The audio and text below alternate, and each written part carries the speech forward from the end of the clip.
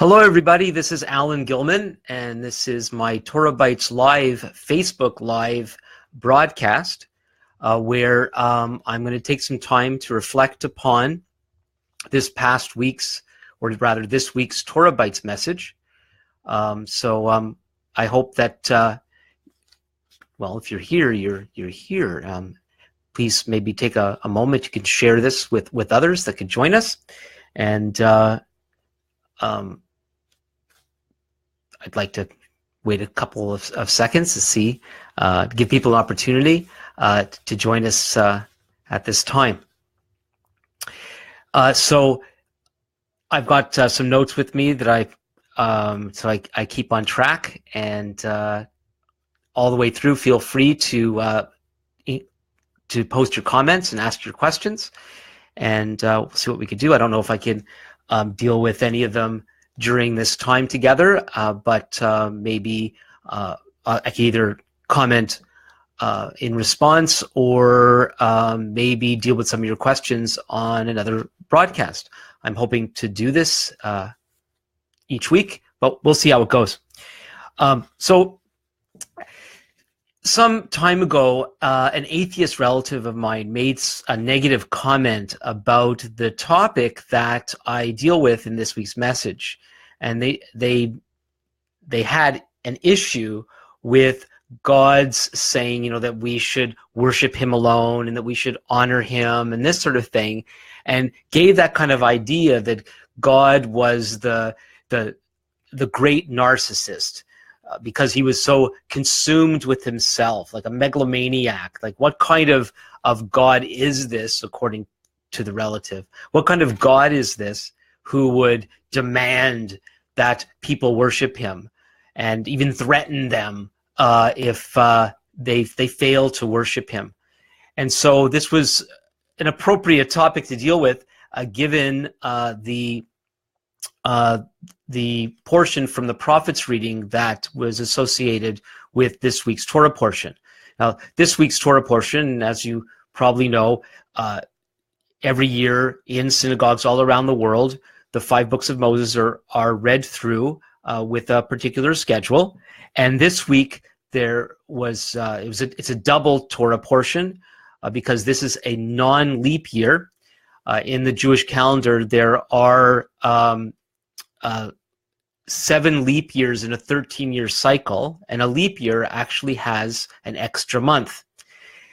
And so in non-leap years, where there are only 12 months, not 13, there's less time to read through the Torah, the books of Moses, and so a few times in the year, like this week, the Torah portion is doubled. And so the portions that are read are Vayachel and Pekudei, and that takes us from the book of Shemot, the second book of the Torah, the book of Exodus, chapter 35, verse 1, through chapter 40 and verse 38.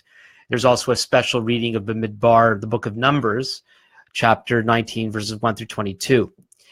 Every week, there's an associated prophets portion. Sometimes there's a special occasion, so the regular portion is replaced by something else. And this week, the portion is Ezekiel chapter 36, verses 16 through 38. And it was from that portion that I took this week's message from, because in Ezekiel, there is God emphasizes this theme of that his motivation is the glory of his name, that he's motivated by his own honor.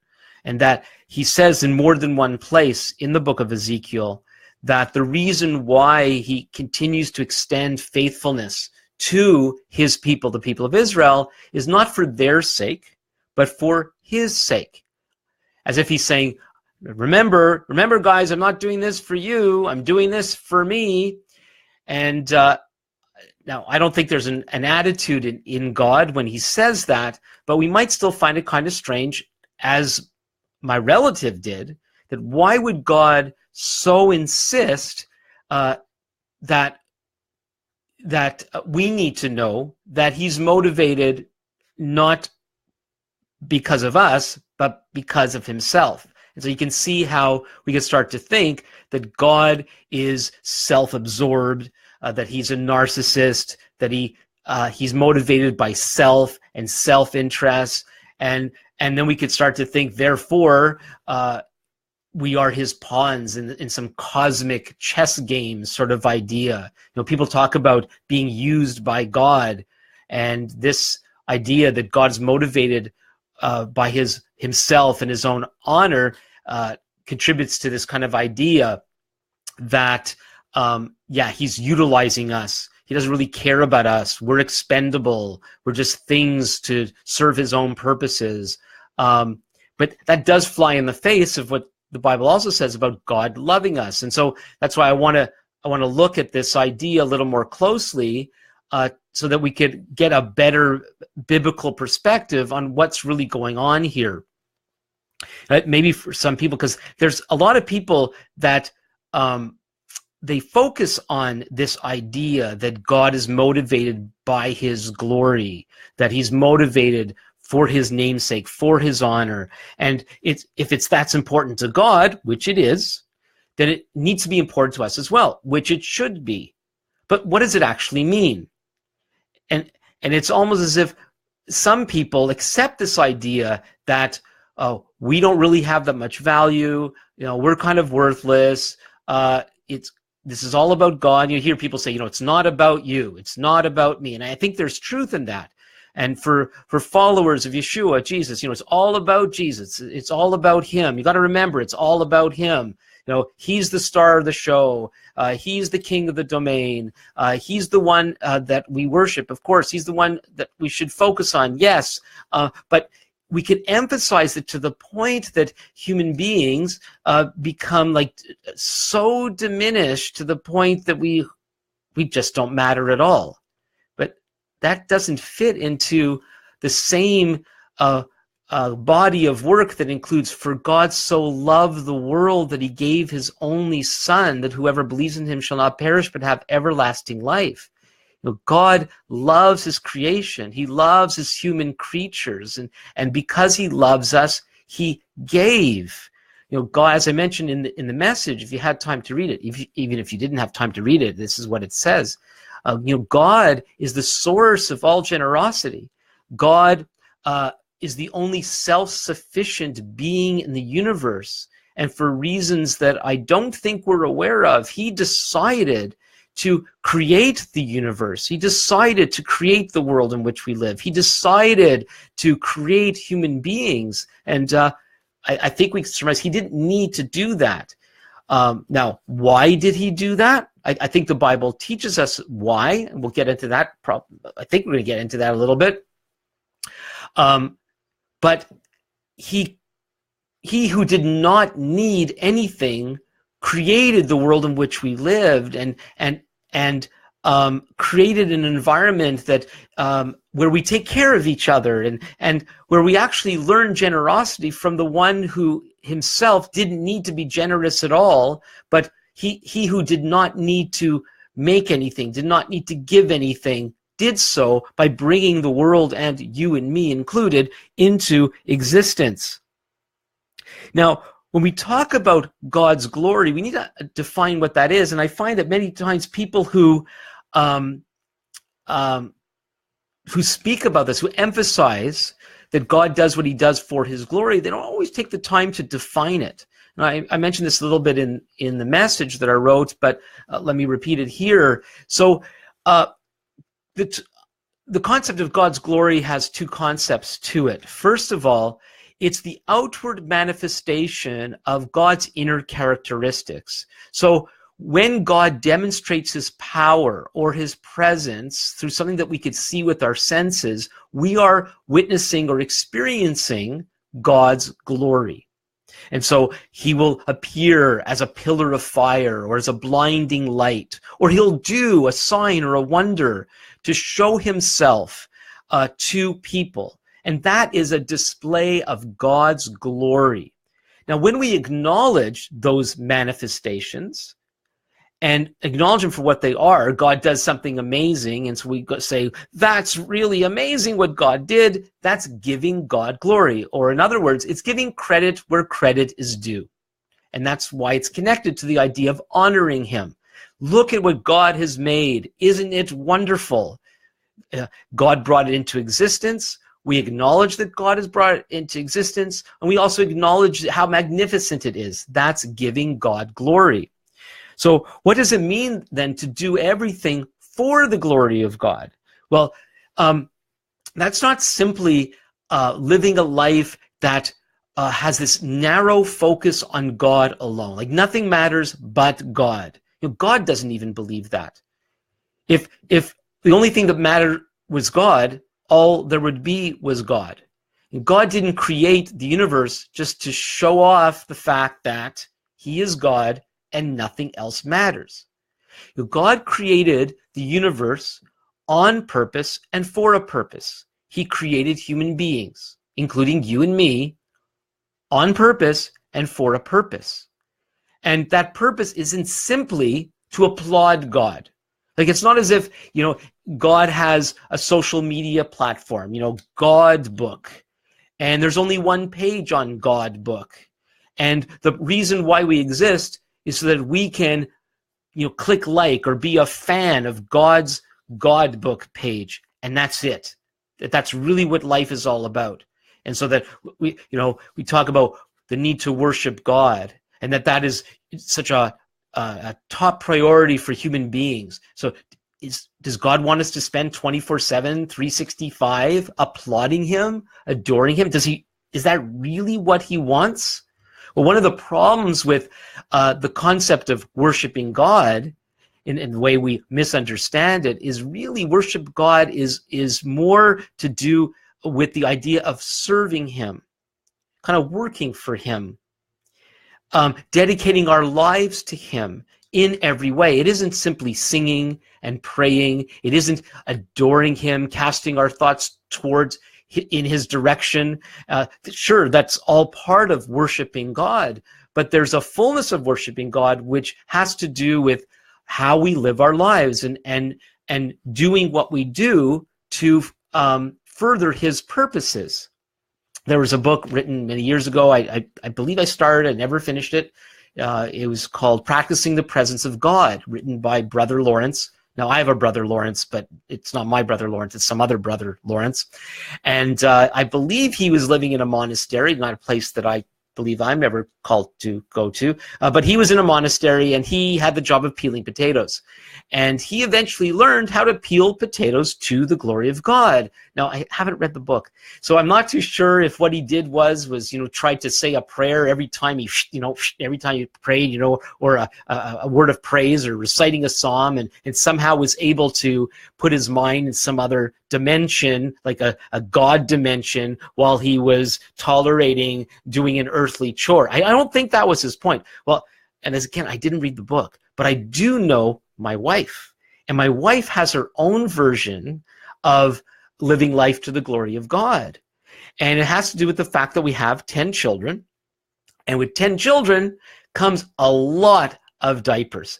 And so I don't know if she should be in the Guinness World Book of Records for how many diapers she's changed, but she has changed a lot of diapers. And when our kids were little, when they were at that diaper stage, she didn't have as much time as she would have to spend time reading the Bible and praying and doing these so-called spiritual things.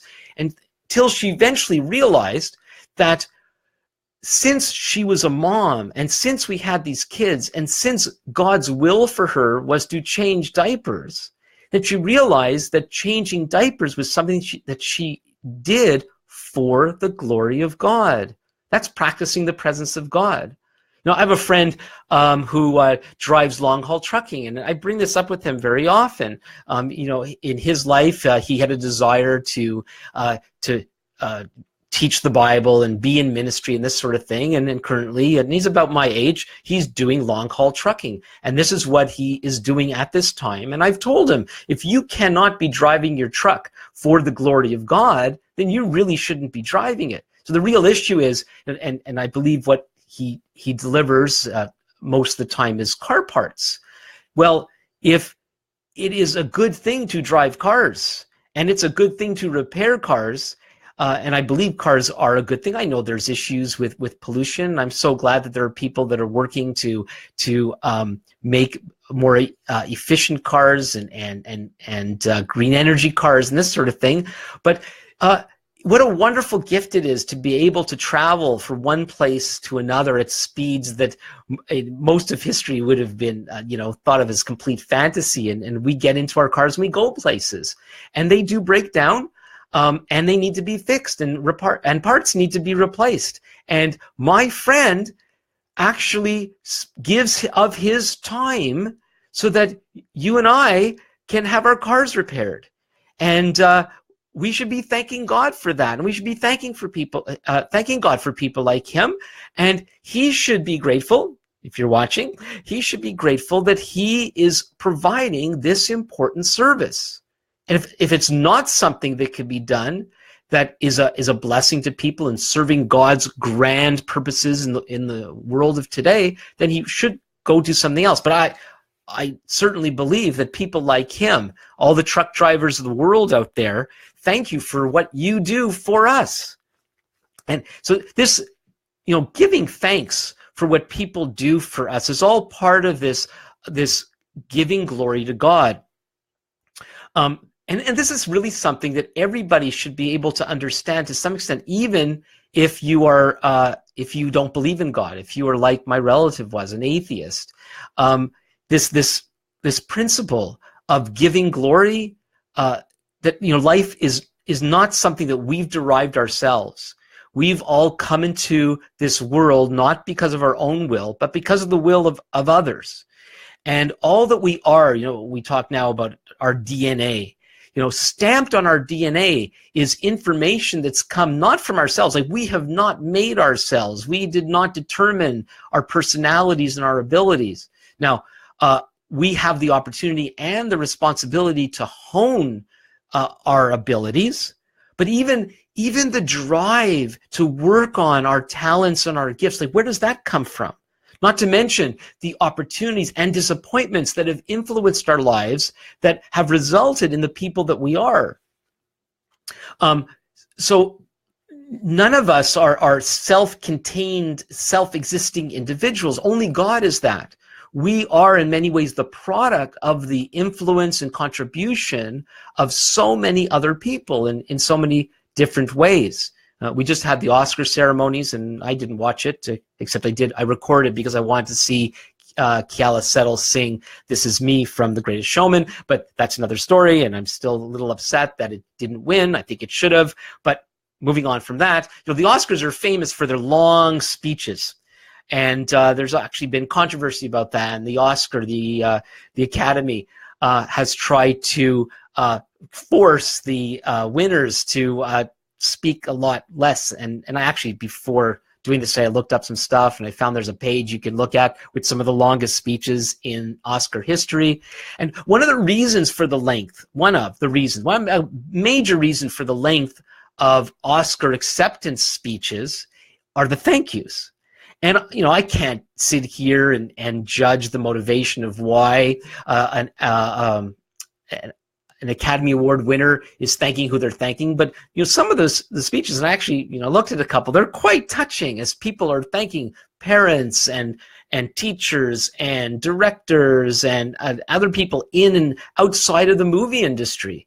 There's one particular one, maybe I'll list it somewhere. Jamie Foxx's Oscar acceptance speech, and he takes time to thank his grandmother, who he called his first acting coach, his first acting coach.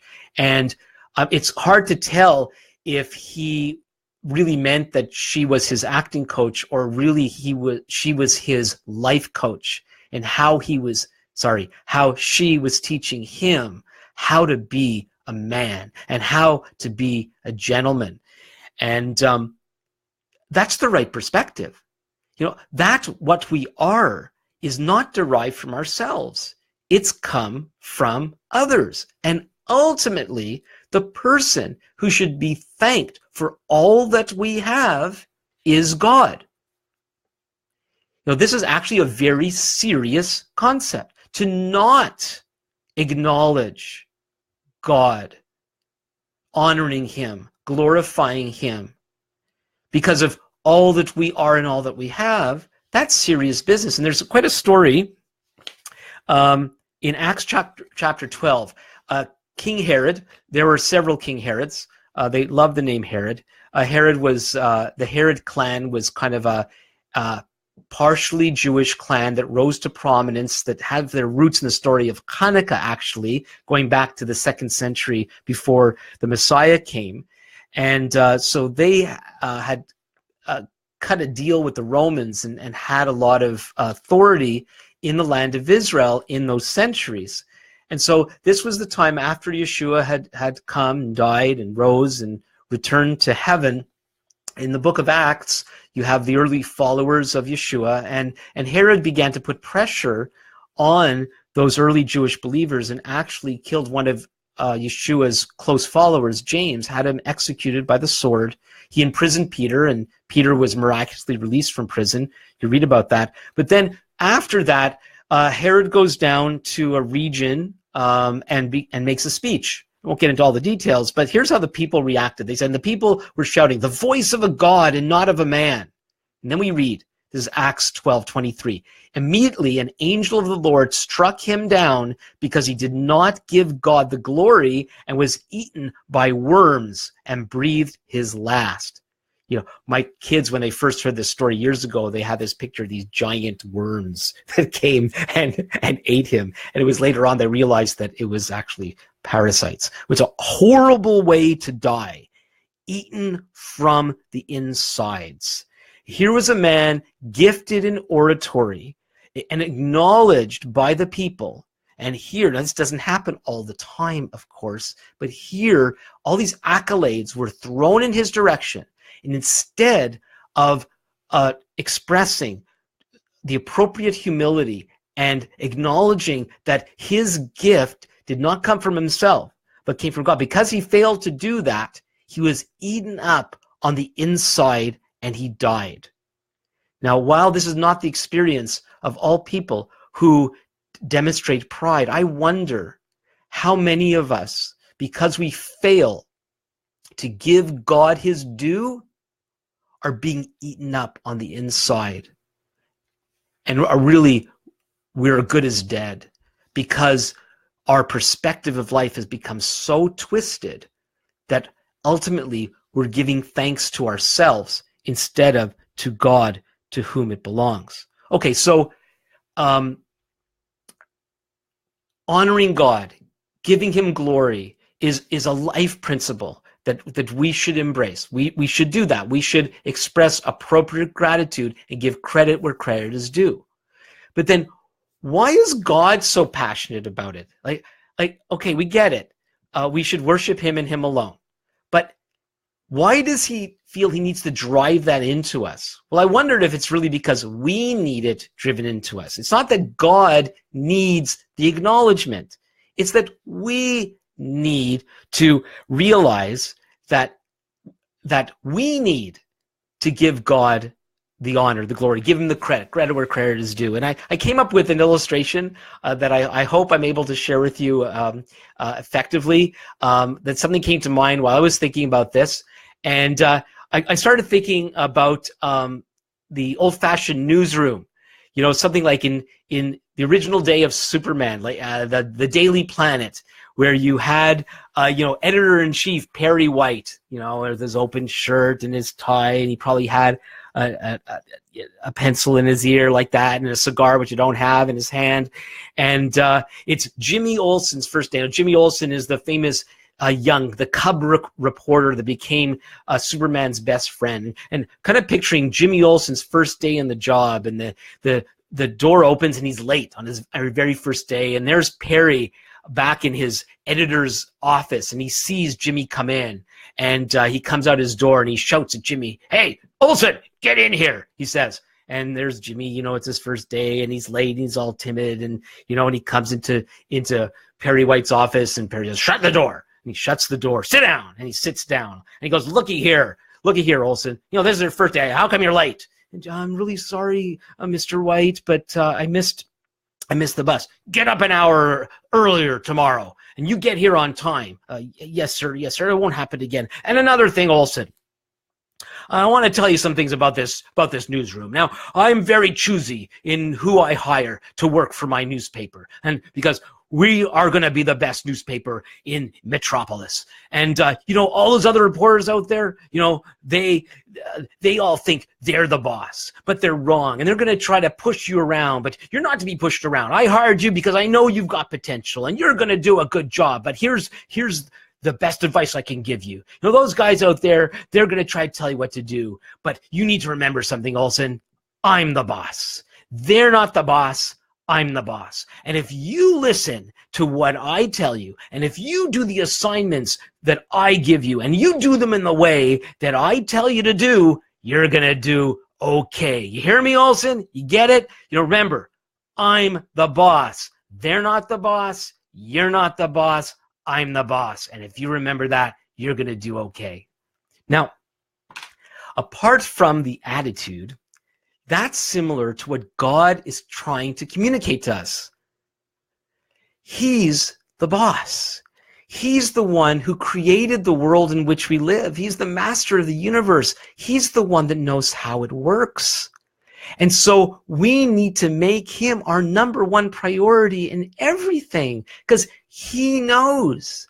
And to fail to honor him is to have a really skewed understanding of the universe and of life and of ourselves. But to give him his due, to understand that as God, he is number one. He should be our number one concern. He's the one we need to listen to first and foremost, doing what he says. And then, of course, acknowledging that all of life comes from him. All of life is ultimately for him. And to fail to do so is to live in a world of our own imaginations, a false world and a world of unreality. But the more we realize that God is God and that he has a plan and he has a purpose for life and for our lives. And if we pay attention and do what he says and do things in the way he wants them to be done, then life's going to be pretty good. It may not always be pleasant, but it's going to be really good. It's going to be blessed. Because here's the interesting part, of many interesting parts. When we do life God's way, who benefits? God doesn't need us. We need him. And when we do things God's way, life is better all around. When we honor him and thank him and remember him, we're the ones who benefit. And everyone around us will benefit because we're living life according to the order that God designed it to be. And to fail to do so is to be out of sorts, not only with God, but with life in general, with those that we're called to relate to. And we even are out of sorts with ourselves. And Herod being eaten by worms is a great extreme example of that. Remember, years ago, I had a friend who he loved this story. And when the topic of pride would come up, he would say, "No worms, don't want no worms," as a reminder of the need to stay humble. Well, that's it. Next week, we're going to be back again, starting the book of Vayikra, Leviticus, the third book of the Torah. And that's a book that a lot of people avoid, or when they try to read it, they tend to be bogged down.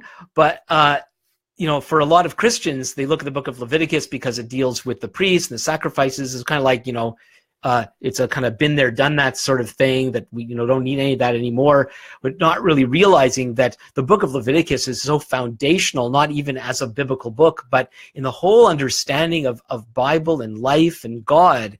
And so the better we understand the book of Leviticus, the better we understand who we are, who God is, and how to relate to him. And so I haven't written it yet, but I'm thinking of calling it something like Nobody's Perfect, as we talk about how we are broken individuals and how God wants us to relate to that and what he's done for us because of that, and so on. So if you don't already receive TorahBytes by email, you can click the sign up button on this TorahBytes Facebook page, or you can go to TorahBytes.org and subscribe from there. Also, again, please put your comments. I see that some people have done that already. I'll be taking a look at that when we're done, and I'll get back to you if anyone has asked any questions one way or another. And feel free to share this once it's posted. So until next time, this is Alan Gilman for TorahBytes, TorahBytes Live. Thanks for watching.